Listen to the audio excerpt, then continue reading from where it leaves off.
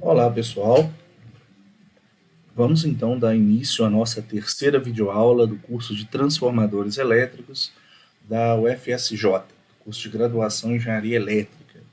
Na videoaula anterior, a gente estudou aí os princípios básicos do transformadores elétricos, utilizando aí os circuitos magnéticos e efeitos físicos. E nessa aula, a gente vai dar uma ênfase ao comportamento do transformador operando a vazio e operando em carga. Tá? Então vamos estudar agora duas configurações possíveis, duas formas de operação possível. A primeira é o transformador operando a vazio, isso é, não existe uma carga conectada no secundário, e o transformador operando com carga no secundário. Bem, então vão alimentar a nossa... Temos aqui o primário e o secundário. Vamos alimentar o primário com a tensão V1. E ao alimentar o primário com uma tensão V1, uma corrente I1, ela vai percorrer essa bobina, criando, como a gente já viu, um fluxo magnético nesse núcleo. Bem, então, só recordando o que a gente já tinha estudado anteriormente, ao alimentar com uma tensão V1, a gente vai ter um fluxo percorrendo o núcleo, que vai dar origem a uma força contra a eletromotriz E1. Esse fluxo percorrendo todo o núcleo, ele vai induzir lá na outra bobina, lá no outro lado, o lado secundário,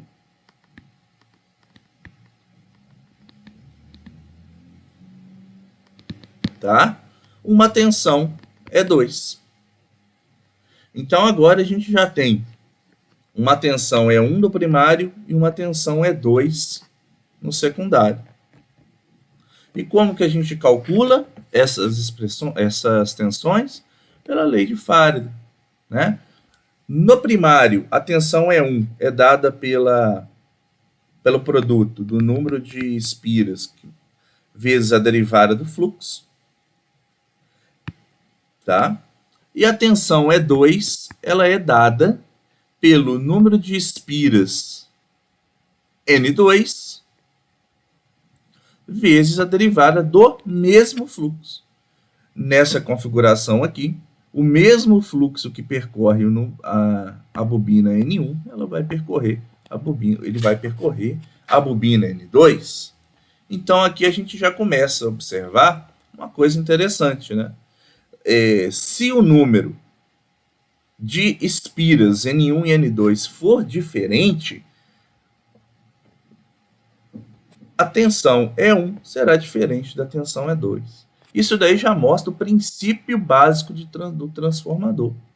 Ele eleva ou reduz a tensão de acordo com o número de espiras N1 e N2. Nessa configuração a vazio, é interessante a gente observar que não existe carga nesse lado secundário. Tá? Se a gente conectasse aqui uma chavinha e uma resistência, por exemplo, R2, a gente tendo essa chavinha aberta, significa que a corrente não tem corrente de carga, ela é zero. Então, nesse caso, do transformador operando a vazio, a gente tem novamente que a corrente I1, ou seja, a corrente do primário do transformador,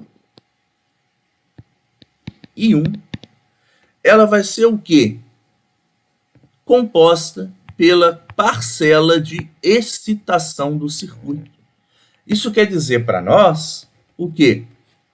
Recordando que a corrente I1, ela simplesmente vai percorrer nessa bobina para criar o fluxo magnético desse circuito. Então, a gente fala que a corrente I é composta pela sua parcela de excitação. Tá? Agora, vamos discutir rapidamente o que aconteceria se eu colocasse uma carga R2 nesse transformador. Inicialmente, vamos considerar que essa chavinha tá aberta, né?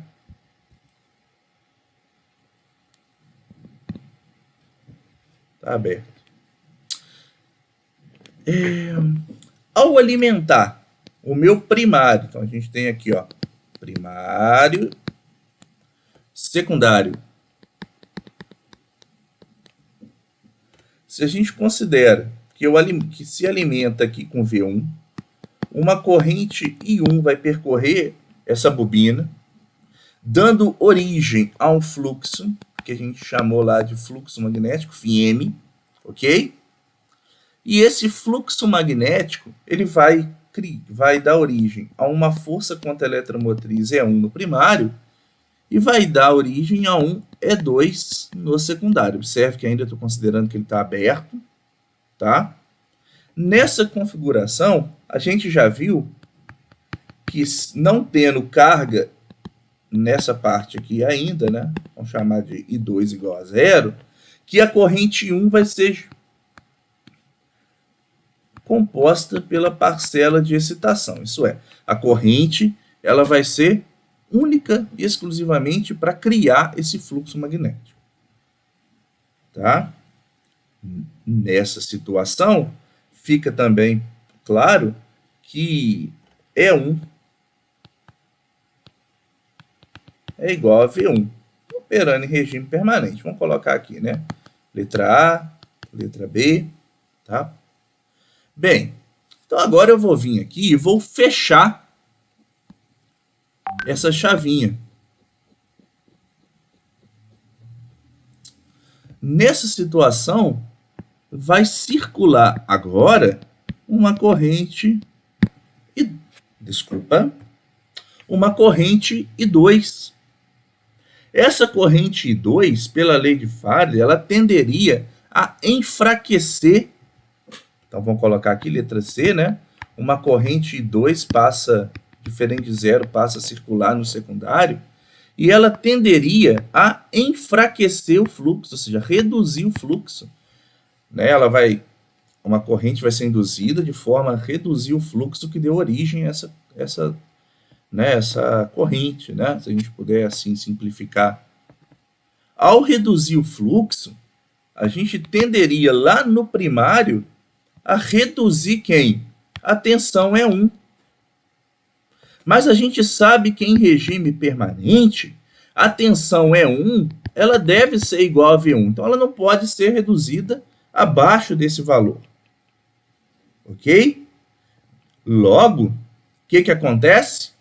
Uma parcela adicional I2, linha, vai aparecer naquela corrente I1. Então, a corrente I1 ela passa a ser composta pela parcela de excitação que deu origem ao fluxo magnético original, mais uma parcela de carga. Resumindo a história, a gente tem que nessa configuração, com o transformador operando em carga, a corrente I1 ela é composta por uma parcela de excitação mais uma parcela, de carga, que eu chamei de I2'. Observe que ela não tem a mesma magnitude da corrente I2. Isso aí vai depender da relação das espiras N1 e N2. Mas a gente vai estudar isso com mais calma depois. Então, vão passo a passo recordar o processo que a gente falou agora há pouco. Então, imagine que uma corrente I2 seja colocada no secundário. Então, aqui a gente tem representada a tensão V1, a força contra a eletromotriz E1, a força contra a eletromotriz E2, e aqui uma tensão V2. tá? Sobre a carga. Bom, V1 é igual a E1 e E2 é igual a V2. Tá certo?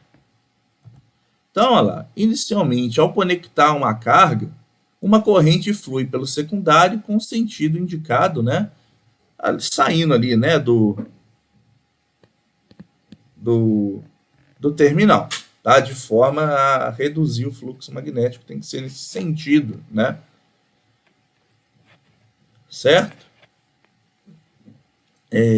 Isso aí depois você pode fazer um teste, né? Você tem lá só para a gente não passar batido, tá? Você tem ela nesse sentido, né? Aí você tem o fluxo percorrendo descendo aqui, e aí você pode fazer pela regra da mão direita o teste lá, né? Qual é o sentido da corrente I2 de forma a contrapor, eu vou chamar aqui de filhinha, a esse fluxo magnético que está dando origem a essa corrente, tá? Então a corrente flui, nesse caso, para saindo do terminal. Essa corrente ela vai tentar reduzir o fluxo magnético, isto é, desmagnetizar o núcleo. Lembrando que, inicialmente, a única parcela de corrente no primário era para criar o fluxo magnético, ou seja, I1 é igual a I de excitação. Né? A gente tem aqui novamente a figura. Então, aquele efeito de desmagnetização, ela vai tentar reduzir o fluxo, que a gente chama aí de fluxo mútuo, o fluxo de acoplamento entre as duas bobinas, e, consequentemente, a tensão E1 seria reduzida, tá? Ok? E essa tensão E1 seria menor que a tensão V1, o que não pode acontecer. Em regime permanente, a tensão E1 ela tem que ser igual à tensão de alimentação V1, certo? Nesse contexto, visando a restaurar o fluxo mútuo no seu valor inicial, uma parcela adicional de corrente, que eu chamo aqui de I2', ela vai aparecer no primário. Então, agora a corrente aumentando, ela vai restaurar o fluxo no seu valor original, tá? Então, a gente tem uma parcela de excitação, que cria o fluxo magnético, e uma parcela de carga associada à carga no secundário. Essa é a corrente no primário do transformador, tá? E rapidamente, como que ficaria o circuito magnético desse modelo, né? Duas bobinas sobre o mesmo núcleo, né? É aqui representado por duas forças magnetomotrizes, N1 e 1, N2 e 2, tá? São as fontes, aí, se a gente fizesse uma analogia, as fontes de tensão, e tem do núcleo a sua relutância, certo? Então, duas forças magnetomotrizes, N1 e 2, e a relutância do núcleo. E aqui representado o fluxo, que vai percorrer esse circuito magnético. Se a gente fizer um balanço aí de forças magnetomotrizes, que nem a gente faz uma analogia de circuito, a gente pode pensar assim,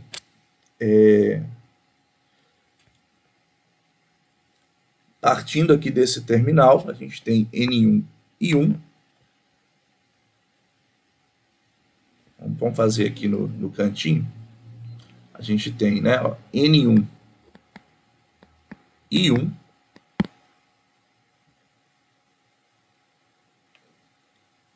Menos a relutância vezes o fluxo.